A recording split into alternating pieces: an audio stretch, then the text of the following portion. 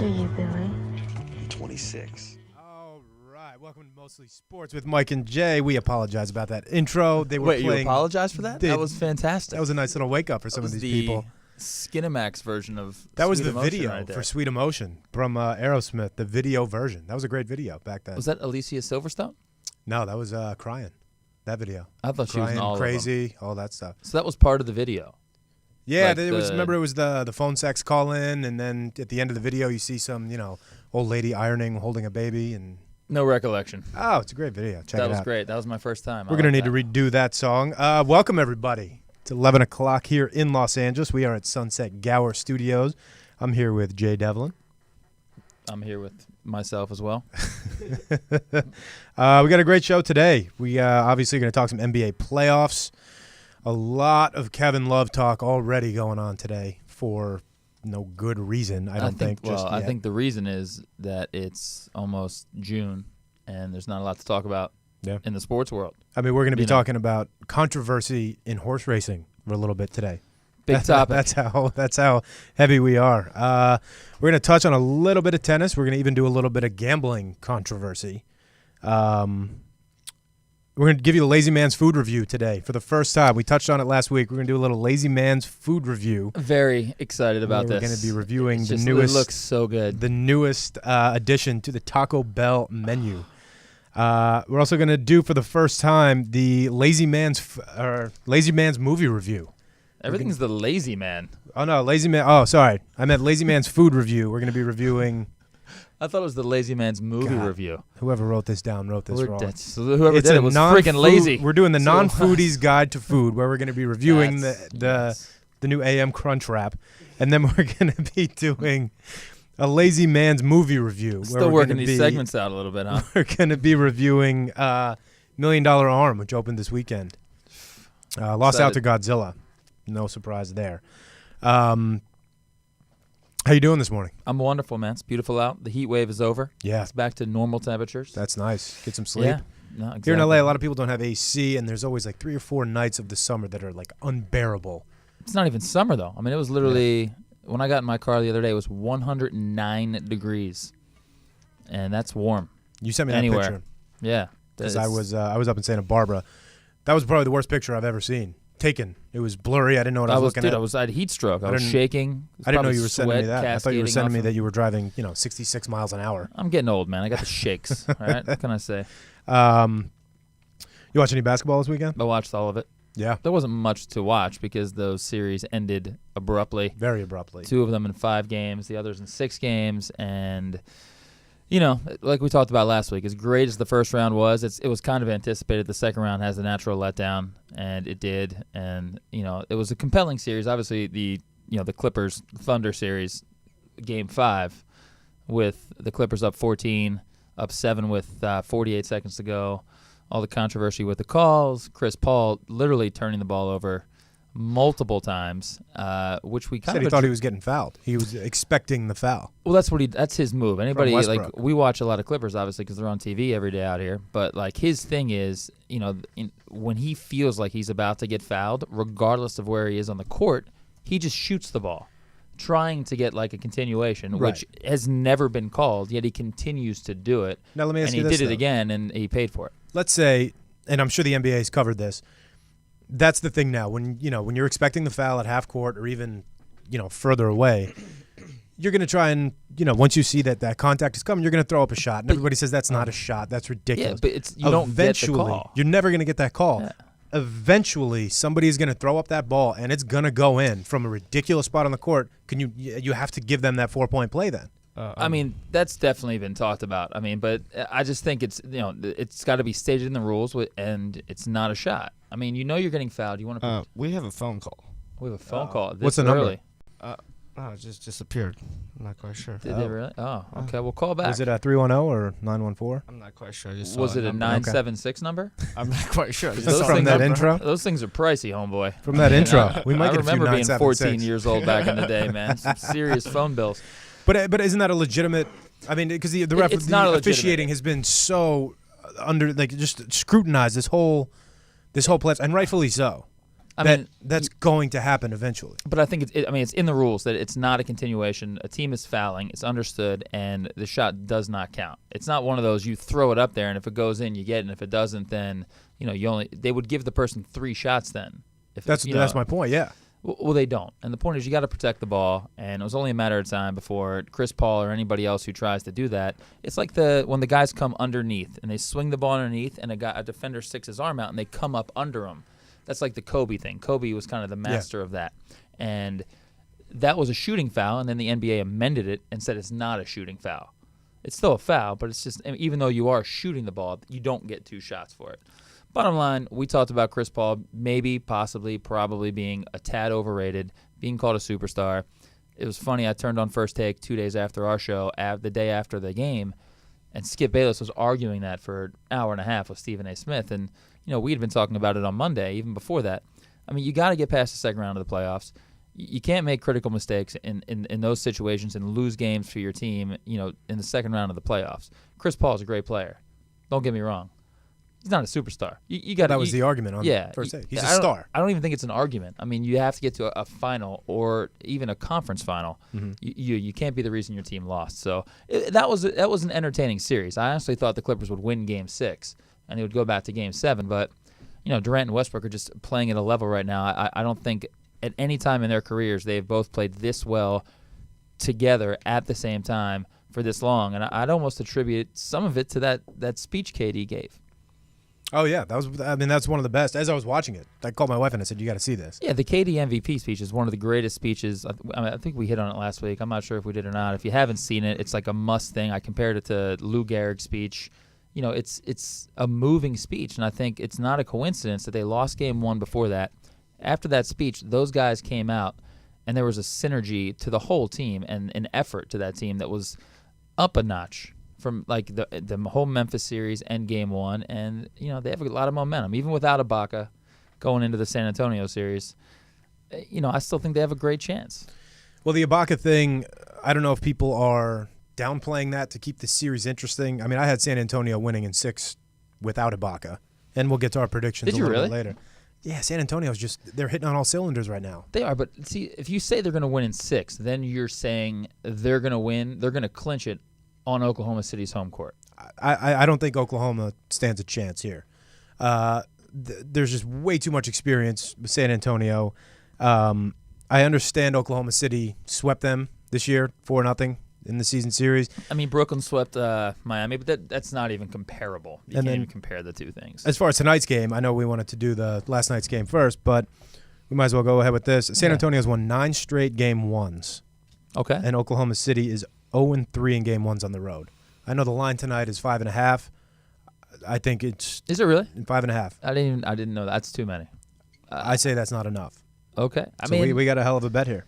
We do. I mean, San Antonio is like a warm blanket. You know what I mean? It's like that thing what do they call a binky? Like little kid. You have a daughter. Does she have something she always grabs? Yeah, of course. Yeah, that's the Spurs for basketball fans, because they're going to play well. You know what they have. You know their players. They've been around forever. The Spurs are a very good basketball team. They don't have anybody. Kawhi Leonard will match up with KD. He'll match up with Durant. He'll give him a tougher time. He will, but over a 6-7 game series, a great player like Durant will figure it out. Now, obviously, Popovich will come back with some wrinkles and whatnot, but I just think, in my opinion, that KD and Russell Westbrook are playing at such a high level together right now that they'll be able to overcome Noah Ibaka, because they have big bodies they can throw at those guys. Steven Adams played really well. He played real well. He came out of nowhere, in my opinion. Dude, the youngest of 18 kids, that's Steven Adams. Is that right? The youngest of 18 from New Zealand. Isn't that crazy? He has a sister who won a gold medal in the shot put, I believe. Nice. But 18. Yeah, 18 kids. That's crazy. That's that's a lot of Christmas presents. But the Nick Collison, fantastic. We'll be able to D people up. Kendrick Perkins, obviously. They're deep in the front court. They have guys that can guard. Obviously, they're not as good as Ibaka. To say that they are is idiotic. Ibaka's second on the team in score. I mean, third. Third. Sorry. Yeah. Durant's averaging 31.5. Westbrook's 26.5. And then there's a tremendous drop off. You got Ibaka at 12.2. He's a good player. I guess I've always had an axe to grind with him, because when they traded James Harden, it basically came down to Harden or Ibaka. Right. and they went the Ibaka way. And I always thought that was an egregious error on their part. And not that I don't think Ibaka's a good player, but I honestly think I could go find 15 Ibakas if you give me a car and like drop me off in a foreign country. Mm-hmm. I can go find a 7-foot guy that's super athletic that can block some shots. Yeah, Ibaka's got a nice little jumper. Against the Spurs this year, I think he's got some pretty ridiculous stats, actually. He's played very well against the Spurs. But that being said, they were not going to win or lose that series based on Ibaka. Ibaka was terrible against the Clippers. If you look at his stats, I don't think he had more than 7 rebounds in like 1 or 2 games. So he's averaging 7.5 playoffs. Yeah, he's not having 2.5 blocks. But to counter that, I disagree. I think the series would have come down a lot to Ibaka because if you look at Collison, he's averaging 2.2, and then you got. But their scoring does not matter. That's the point. But I think it's going to have to matter. I think with Kawhi Leonard, D'ing up Durant, he's going to give him a tough time. And he's going to get points, obviously, but these playoffs are so about game-by-game adjustments, and we'll get into that, after Miami lost last night. I think that was the best possible thing for Miami to lose last night. And then you have that Spurs staff who is so good at adjusting on the fly. Absolutely. No, all respect to San Antonio. We went on a nice little rant last week about how great the Spurs are and what they do. But, the other thing people forget is, Mr. Frenchie, the adulterer, he's got a bad hamstring. He's got a hammy. He was cleared to play this morning. Should be fine, but it's a long season. He's getting old. You never know how bad it is. It's a hamstring. That's a pretty volatile injury. Yeah. That could be when you're chasing around Russell Westbrook for 35 minutes a game. I might pull a hammy just thinking about guarding Russell Westbrook. That's going to be a huge matchup too. Westbrook is going to destroy Tony Parker or any guard on the Spurs for that matter. Mm-hmm.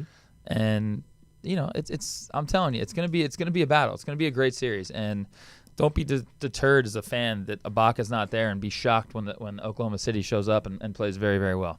Just my opinion. I'm going to go with Oklahoma City in 6, actually. Really? Yeah. We gotta mark this down. I'm going Spurs in 6. Okay, I think we just did mark it down. With Ibaka being out, is that a almost combination went of Spurs in 5. Our president and Serge Ibaka? Yeah. That's pretty That's wow. their new That team. changes everything. I didn't realize he had, presidential DNA He's as got well. a J. He's got that mid-range jumper, Now, last night's game, Heat-Pacers. Shocked? Yeah, who wouldn't be shocked? To anybody to say that they saw this coming is full of crap. Did the Pacers have it in them? Absolutely. But to watch them put it together, and I will say this every day of the week and twice on Sunday, making shots covers up a lot of problems. And they made a ton of shots. They shot the ball incredibly well. George Hill came out just draining threes. Paul George had, I think, like 6 assists in the first quarter, just finding people and guys. Lance Stevenson talked a little trash about Dwayne Wade, saying he was going to make him run and re-aggravate his knee. He actually showed up and backed up his trash talk. Pacers played great. That's all you can pretty much say about it. They're still going to lose the series, but I think so. I think Miami losing game 1 like that was their wake-up call. I think we have a tendency to put these top teams on a pedestal, and they didn't play their starters at the end of the season to get that 1 seed because they felt as though they didn't need to have that home court advantage. And we do this with pitchers during spring training, with those marquee pitchers. We do it with these basketball teams. We just think these guys could turn it on when they want to. And some people can. But they can. They have the Heat have like what I like to call they have a marathon mentality. Mm-hmm. They look at it like, all right, we are in this for the long haul. So having home court advantage to them really doesn't factor into their equation at all. They're gonna show up and they're gonna win games. They're gonna win a game on the road. They'll probably win game 2. And the Pacers have been so schizophrenic that to think that they'll be able to shoot that well. And Roy Hibbert does. We talked about that last week as well. The Heat, the one problem they have, they can't guard big guys. Big guys eat them alive. Hibbert was back to being Hibbert last night. Had 19 points, 9 boards, somewhere around there, a couple blocks. He's going to give them some trouble. But at the end of the day, the Heat are the Heat. And, when they ramp up that defense a little bit, you kind of saw it. They made a little run there in the middle of the fourth quarter. But then, it was just the Pacers' day. And that's just the way it is. Like I said, you're making shots, you're going to win basketball games. And the Pacers made shots. Now, the big question is, obviously we have to wait till game 2, is can the Pacers repeat this? Because throughout this playoffs, they have not been at all. Just to throw some numbers out at you. when Hibbert scores less than 10 points, they're 3-5, and they're 6-0 when he's above 10 points. He should be averaging well above 10 points in this series. Oh, without a doubt. I mean, they're going to feed him, early and often, and he's going to get a lot of touches. And Chris Anderson and Udonis Haslem and guys like that. And Bosch is having a tough yeah, time. that's the weakness of Miami. I mean, that's why San Antonio gave them so much trouble in the finals last year, because they have nobody to guard Tim Duncan. They have nobody to guard Tiago Splitter. Yeah. That's just the makeup of that team. However, their backcourt and the pressure that they put on the opposing team's guards, their defense against opposing point guards is number one in the NBA. And, that just wears people down over a 7-game series. And, I'd say Miami in 6. Like you said, I mean, I would be incredibly shocked if Miami didn't come out early in Game 2 and announce their presence. And we're going to call the same thing we did last week, I think. LeBron's going to let everyone know this is his team. Now, just to throw out some numbers at you real quick. Yeah, came out 49 that night. In my opinion, it came down to 2 things yesterday, free throws and rebounds. Miami shot 15 free throws. Indiana shot 37. Wow. Okay? 29 made for Indiana, 10 for Miami. That just tells me Miami was just jacking way too many jump shots. Way too many jump shots. And it's funny you say that, because the next stat is that when Hibbert was on the floor, Miami averaged 7 feet further away from the basket shooting the ball. That's a great stat. I like that. Thank you. And they outscored Miami by 19 when Hibbert was on the floor. So, I mean, he's obviously, there's no doubt about it, the difference maker in this series. Well, that makes sense. I mean, against Miami has players that can shoot the ball and stretch the floor. They started Battier for that reason. I'm guessing that we're going to see a lot more Udonis Haslem than Battier as the series progresses, just because, for defensive purposes. But, if you can make Miami shoot jump shots, that's what you want to do. But, great coaching, great players. They're going to see that. I mean, we're sitting here in a radio studio, and we know what they did wrong. Right. I'm pretty sure Eric Spoelstra knows what they did wrong. They're going to be attacking the basket pretty hard the next game. Bosch was shooting way too many three-pointers. I mean, it was, He's got to get down. Now, in the 2 wins against Miami this year, Hibbert's averaging 22.5 points. In their losses, he's at 5.5 points. Okay, and he averaged 22 and 10 in the Eastern Conference Finals last year. Okay. So this is just adding on to my point of how he is the difference maker. You could have your Lance Stevenson and your Paul George and all that, and that's great. Mm-hmm. But Hibbert has to. If Hibbert goes for 20 and 10, they don't lose this series. He was an all-star in the NBA, like the actual National Basketball Association. Mm-hmm. In the All-Star game, he was on a team. Yeah. So he played. Yeah, and he was very good the first half of the year. Now, I go back and forth. Sometimes his expectations are a little too high because of his lineage with those unbelievable centers that came before him. What, at Georgetown? At Georgetown. Oh. So I thought you meant in Indiana, like Rick Smith. Rick Smith. I hated Rick Smith. Why'd you hate Rick Smith? Because I was a Knicks fan. He's a New York guy. Went to Marist College. I know. But he destroyed us. I hated that Pacers team. He did destroy That was Mark Jackson. That was the Davis brothers. Antonio Davis. Ugh. 7'4" guy owning Patrick Ewing. Didn't like that. Jalen Rose. Shout out to Jalen Rose. Last stats. This might be a little bit closer than you think series-wise as far as home and away. Miami's 6-1 at home versus Indy and 1-6 on the road. Indiana? Against Indy. Oh, against Indy. Now, another little interesting little stat.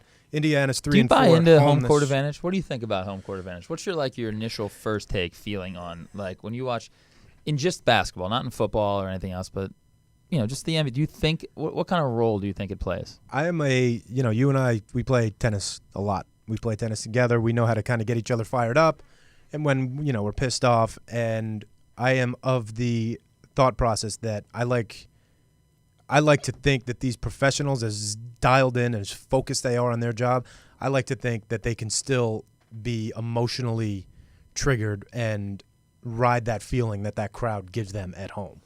All right, but I would like to argue the other half of that, though. I mean, you think back to, lacrosse in college, or me, with my basketball in college and whatnot. There was something great about going on the road. You go on the road. You're staying overnight. It's just you against the world mentality. You show up. A lot of athletes, I think, enjoy being heckled. Absolutely. That means you've made it. Yeah. That means you're worth heckling. And that makes you get dialed in that much more. I used to love getting heckled on the road. I mean, I got called chicken legs more times than I care to remember. I still wake up in sweats, but I loved it. I remember the harder the crowd was on me, the better I played almost every time. And these are the creme de la creme de la creme de la creme, the greatest athletes in the world. And I think like a team like Miami, I just don't think it matters where they're playing. So that 1-6 stat I think is more of an anomaly than like the Indiana crowd is getting on them. Well, we were just talking about the Indiana team in the 90s. You're telling me that Reggie Miller got phased when he came into the Garden and Spike Lee's yelling at him? That fueled him 100%. I don't think LeBron, is dribbling the ball up the court and, some drunk idiot yells out, "Hey, LeBron, you suck," if he's going to stop and say, "Oh, my feelings this are hurt." Is brutal. Yeah. I can't play here. So for someone like that. I believe Roy Hibbert, though, if somebody said something mean to him, he would start crying. Seems like so he could cry. He's Nick very Collison, sensitive. something like that. No, Nick Collison said it to Hibbert? Well, or do you no, think that'd be an Collison- interesting fight. Are you See saying those two. Collison is sensitive? I'm saying Collison might be a little sensitive. Oh, I Little think Kansas Collison's boy, tough, dude. No, I think he's tough as nails. I'm not. Yeah, Now, one thing I'm trying to get is Indiana had the best home court this season, going 35-6, best in the NBA, and they're 3-4 at home in the postseason. Can't explain that one. If you can, call us up. 323-284 Quan. QUAN. And over the past 2 seasons, they have split. They're 7-7. Yeah, whatever. Just numbers. Miami's going to win this series. I know it's not groundbreaking, predictions or radio, but like death taxes in the Miami Heat in the Eastern Conference. You're saying 6 too. Yeah, I mean, I think Indiana can steal another one at home. I mean, Indiana's playing well. They can have another game where if they shoot the ball that well, they can win a game. But to sustain that for 4 games out of 7 is just not really plausible to think about. So hopefully the Western Conference Series will be entertaining in 7 games. But that's why Indy busted their ass so hard to get this home court, because they think it's going to come down to a Game 7, and that Game 7 is going to be in their building. Yeah, but it's almost like it was given to them, though. Miami didn't care about it. So, there's no sense of worth for them. I mean, they can lie to themselves and say, "Oh, we worked hard, we earned this." They were awful after the All-Star break. They backed into it. They didn't earn it. Yeah, it's great they got to play Game 1 at home. I'll admit, when I tuned into the game, I had totally forgotten that they had home court advantage. So did I. Because I was like, wait, what's going on? Miami Why are they did. playing? Oh, that's right. Yeah. Yeah. I don't know. That series is going to be fun to watch. I mean, I hope it gets a little chippy with Lance Stevenson and Dwayne Wade. I hope so. There needs to be a little bit of drama in this, because these two, I mean, I was hoping the Clippers made it. But, San Antonio, you know what you're getting. You're not going to get a lot of trash talking. You're not going to get too much controversy. No, that series is going to be all basketball, but it's going to be great basketball. And those are going to be high-scoring games, especially without Ibaka. Mm-hmm. I mean, they're going to go OKC might go small, play a lot more Reggie Jackson, Russell, and KD together. And, those 3 together. Getting up and down against, San Antonio, that's the misnomer. They play very fast, and they score a lot of points. So all those games should be like around, 210 totals, 215 totals, somewhere around there. A lot of people saying San Antonio is way too old this year, but they are proving everybody wrong. I got in a little back and forth with a guy the other day that was kind of like, was saying that. And people have been saying San Antonio is old for 7 years. Yeah. I mean, at what point did we just say, man, those guys are just really good at basketball? They're just a good team. They know what they're doing. With a great coach. They weren't old 7 years ago. We just like to think of them as old. Because Tim Duncan, kind of walks around like Lurch. He looks kind of, mechanical. And no, I mean, those guys, they're great. Hats off to them, but they're going to lose. Yeah. All right. Call us up, 323-284-7826, which is Quan. Hit us on Twitter or even on ubnradio.com. There's a little chat room that you could send questions to if you are too shy to call us up and get on the air. Follow us on Twitter at Mostly Mike and Jay. I am at Mike Scavati. Jay's at JFDev76. You know all that already. I just have to remind you. When we come back, yes, we are going to finally get to the non-foodies food review, where we're going to be reviewing the newest gem from Taco Bell, the AM Crunch Wrap, on the other side of the commercial. Mostly Sports.